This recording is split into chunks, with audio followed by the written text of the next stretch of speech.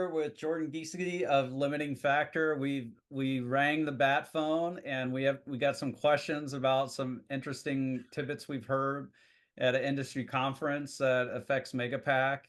We got some questions about 4680 and Model 3 no longer qualifying for tax credit. So Jordan's all scruffy. We dug him out of the rabbit hole, so apologies about that. Yeah, I was in I the think back. it's a good look. No apology needed. Oh, sorry.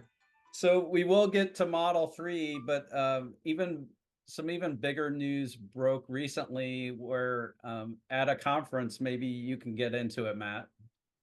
Yeah, sure. So there was an energy conference recently, and there is a very well-known lawyer who's heavily involved in the tax equity and project finance space for large solar, wind, battery projects. And he essentially shared some documentation. I'll just read straight from the slide, actually. Says, for mainstream tax equity investors allowed a domestic content bonus credit to be counted in pricing last week. So that's just, kind of talking about how you're starting to be able to wrap this domestic content into your overall financing package. So as a reminder, you get 10% credit from the government if you can meet this domestic content, like payback essentially. And so lenders, what this is saying is lenders are now actually allowing you to finance that net amount. And then the next sentence in the same slide says that Tesla is circulating a legal opinion that its Megapacks have 95% domestic content. And that got me thinking, how my understanding is Megapacks, the cells come from CATL, so China. How in the world would they meet that criteria if that is still the case? And so the most immediate answer to me, and the reason we wanted to have this conversation, just as a very quick sidebar, is really just to kind of ask some questions and get some wheels spinning. We don't know the answers, but there's been enough changes recently to the Model 3 not qualifying, 4680 maybe not going into Model Y anymore. So where are the 4680s going? And if Tesla is saying, if they're getting a legal opinion that Megapacks have a 95% domestic content qualification, there's at least a reasonable case to be made that maybe they're directing those 4680s to Lathrop in the Megapack factory. Now, was this legal opinion? Was it? I'm excited about this, but my brain immediately goes into question. Sure. So, That's what this is for. is this looking back on packs that they've already produced or packs that they want to produce, or did they clarify there? Well, it would have to be packs that they are going to be producing in the future, or at least are right now, because a backward-looking one wouldn't make a whole lot of sense. I don't think. Now, I'm not an expert. I don't know. I haven't seen the legal opinion. It would no longer apply the backward looking. Yeah. So it wouldn't But apply this is, toward the investment tax credit. Yeah. and keeping in mind that this is for project financing, you only project finance new projects. So I think that implies forward looking. Okay. And do you think this is what I'm thinking is they're kind of hedging their bets here, that I don't know if they asked for this legal opinion, whether that confirmed that they are taking that specific path. But I would assume that it's like this is something they're at least considering. So yeah, they may be prepping for a larger ramp of the 4680 in the future. And I can see now what you're talking about, how this affects the 4680 cells for the vehicles and the Megapack, and how all these things fits together. But right now, I would assume at the very least they're just hedging their bets for when the 4680 production increases. And I can't see how else they would get 95% domestic material unless it was through those 4680 battery cells. Yeah, because the Model 3 no longer qualifies for the $7,500 vehicle credit starting January 1st. So they're going to be using CATL batteries, we think. So like if they were still using CATL batteries for Megapack, it wouldn't qualify. And it sounds like who's taking all the 2170s now? It's probably I don't think it's Model Y in Germany. So Model Y in Texas may be taking a lot of those. Because you only have like the Model 3 Performance on the 2170s, and then like all their Model Ys in Fremont, and then maybe vast majority in Texas. So then you have uh, um, at least 1,000 a week battery packs that full of 4680 that's coming out of both Cato Road and or Texas. Um, so that may be going into Megapack for now. Yeah, I don't know. That's in terms of that content percentage, when they say it's like 95% domestic content, does that go down to like the graphite and the lithium and things like that, or are they talking about where the cells were assembled? Do you know how deep into the supply chain that goes? So it is directly related to how the IRS will define domestic content, as a percentage, which we don't know. I actually don't think that the IRS has given the full guidance on that yet. That came out today. One of the guys that I was talking to for like he watched my videos and he used that to help craft the legislation. He sent me a message last night and he said, "Hey, this is going live tomorrow morning at 9 a.m. Oh, It's called geez. 45X." So yeah, it came out live 9 a.m. this morning. I haven't had a chance to look at it yet, but he would be a good person to talk to if you want to pick somebody's brain about it. All So right. yeah, We'll have a chat with Nathan, right? yeah, Nathan, that's his name. You got it, Nathan Iyer. So yeah, there's a lot, and this is really just kind of a brainstorming session more than anything, but it got my mind going because Tesla was actually talking about increasing the Giga Nevada factory to be 100 uh, gigawatt hours, right? In the long term. Mhm. And Elon specifically said, I think there's a comment that kind of went under the radar, but that he specifically said that a portion of that would be for Megapack. So for in my mind, they're like 4680 into Megapack has always been a thing, and you've like made the case that 4680 is just a form factor, so it'll probably have different chemistry than whatever they're doing in the vehicle 4680s. But it seems if you are going to be doing 100 gigawatt hours out of Giga Nevada, you wouldn't have a piece of that probably not be 4680. So if they were going to do that eventually anyways, maybe they're kind of optimizing that Megapack process right now ahead of the ramp of that facility. I don't know. We're Yeah. So I guess what I'm thinking, and this is what I've been thinking for the past 24, 48 hours, is that uh, the place where I'd like to see the 4680 cells go to next after the Cybertruck would be the Model 3. Because now I think after those tax credits with the Model Y, you can actually get a Model Y cheaper than you can get a Model 3. Is that correct? yeah, It's Yeah. close. very Yeah. like So way more close than it should be. yeah, so my view is that all right, the Model 3, it doesn't provide much incentive to buy a smaller car that's the same price or more expensive than the bigger car, unless you really want something that feels a little bit more sporty. So my The view is only that wrinkle to that is maybe the Model 3 in the US finally going to get the Highland treatment where it gets the more premium seats and it gets the nice console that has the TV on for the second row. Mhm. So maybe that's in the calculus, but that's a little more hopeful. Mm. Yeah, that I think it would give them some breathing room because, my thesis, like earlier this year, was that the whole reason for the Highland refresh was to kind of boost demand, which is what you're talking about. Mhm. But how long before that runs out and people go, you know what, I'd rather just buy the thing that's a little bit uh, cheaper and you get more value for your money. Mhm.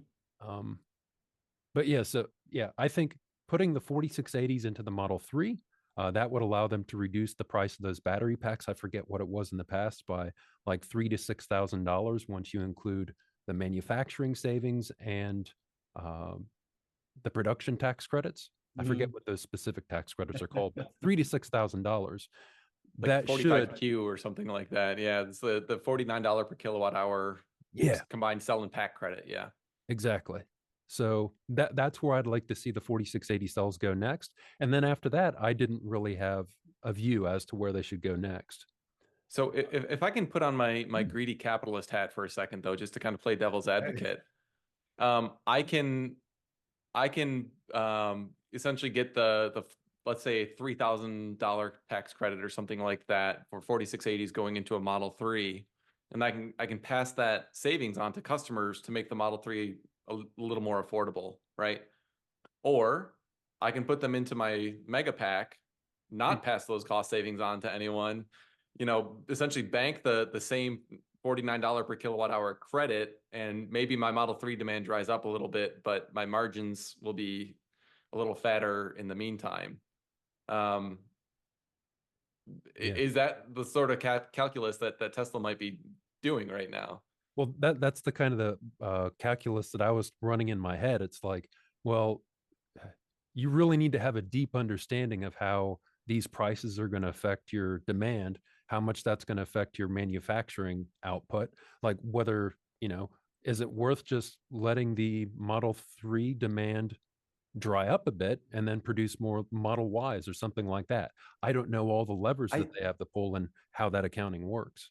The more I'm thinking about it, the more I think that kind of makes sense, because if you don't have the 4680s in there and you've got, let's just say the best they could do is, I don't know, a 70% domestic content or something like that, then that's a reasonable pull maybe for your Megapack demand, but you still got like a Model 3 demand problem. But if you're at 95%, no other manufacturer of batteries is going to be close to that scale.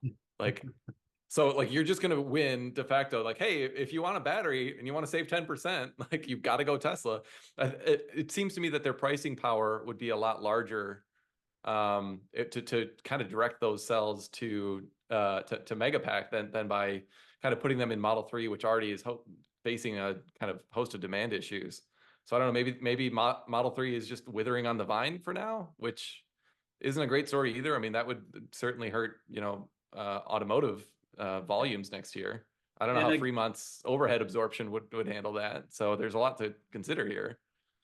And again, we're asking questions here. We're wondering about this, trying to noodle through it, trying to see how to think about it. So, we don't necessarily have any answers. Jordan, any response to that? Yeah, well, half the fun is working out how you can even develop a mental model to think about something like that.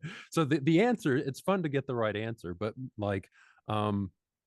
I try to get the right answer as much as possible when I do my videos or I'm having conversations like this. But I think it's more important to develop an accurate mental construct that takes into the complexity of what you're talking about. That way you can be prepared and hedge your bets for whatever direction things go and not be surprised about what the outcome is. So yeah, it's just as much about the mental model as it is the outcome. But when Matt Life's about the journey, not the destination, right? Exactly. I didn't want to get all woo-woo. It's meta. Yeah, no, I'll take it woo-woo. But I was thinking the same thing, trying not to say that. But, so yeah, one thing I would have to sit back and think about with a pen and piece of paper is what other cells they could move around to accommodate this, because they have lots of cells from different sources. It's the battery Tetris problem.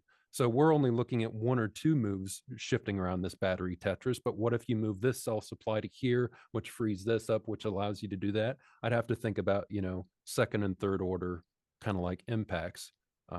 Really look at their battery supply end to end. Do we know the 4680 is not the primary battery being used in Texas for now? For Model Y? It's not being used for the Model Y, is my understanding. All the sources that I've talked to indicate that. And right now it's just the 2170s. My understanding, the Nevada 2170s specifically in the Model Y. So you got 1,000 potential battery packs of 4680 being made, according to Tesla. That's the run rate. Cato Road also. Yeah. So where do those have to go somewhere? And that's, maybe that's not a much on a weekly basis. That's, maybe 75 megawatts. Is that right? give or take, if you consider the pack to be 75 kilowatt hours. So yeah, on a monthly basis, that would be a little over 300. So, 330 megawatt hours, and then on a quarterly basis, 1.3 gigawatt hours. So that wouldn't be quite. Would that be enough for a monthly on the Megapack? I mean, quarterly on the Megapack, Matt? Well, it'd be about 1 gigawatt hour quarterly, right? Yeah. So, and then if you add in maybe two, so one other question, is Cato Road still at 9 gigawatt hours annually, or is that down now that they're kind of retooling? Retooling. Okay.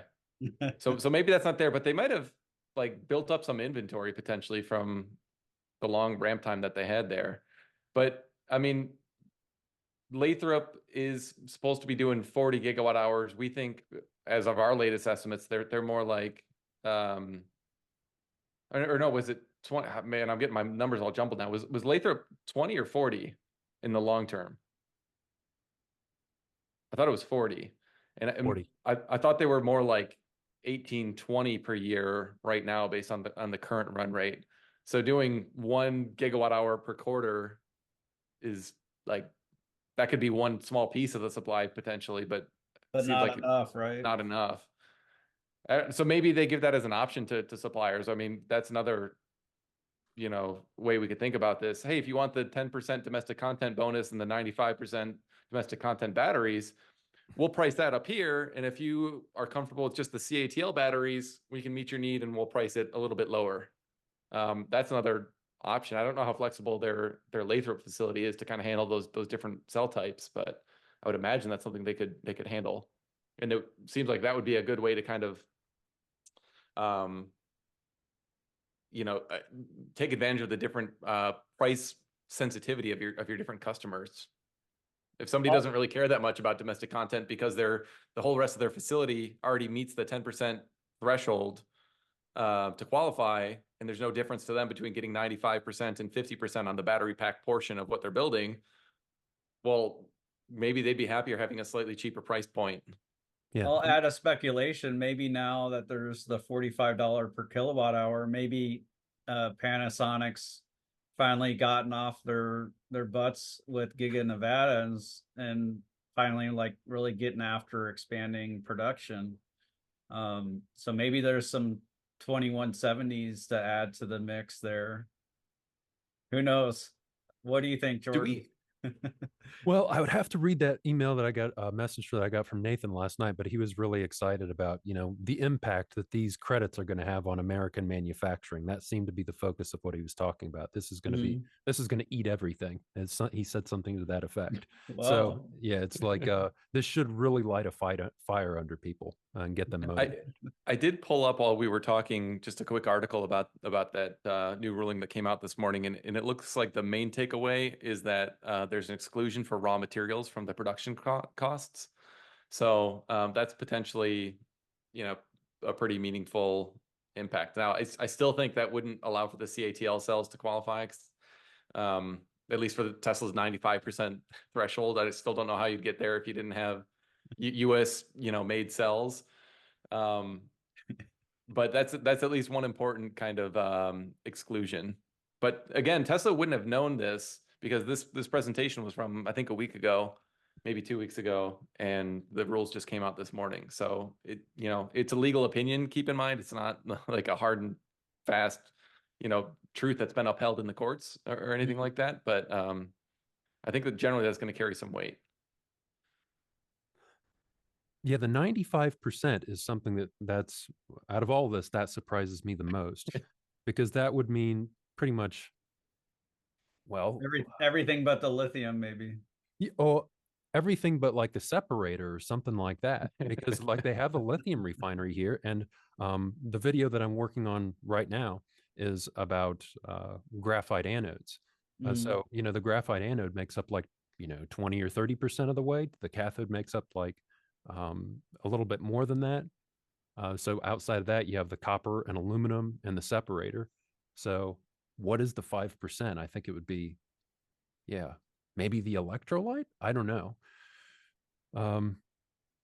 But yeah, so that gives you an idea. If Tesla's plan is shooting on for 95%, they plan on doing a lot of vertical integration themselves, or they've found some suppliers in the US that can meet their needs. And it's going to be a lot of material that they need, because for each one of those 125 gigawatt hour phases that they're planning for Austin and Nevada, like this, they only used about 150 gigawatt hours of battery cells this year, roughly. So you're talking about doubling the amount of capacity that they have, except just doing that in the US. So maybe some of their battery materials will come from, for some of their gigafactories, will come from different sources than others. Maybe they'll have more than one supply chain. And these specific cells will get that full 95%, but maybe these other cells that they produce will be like 50% domestic content. But yeah, just throwing out ideas there.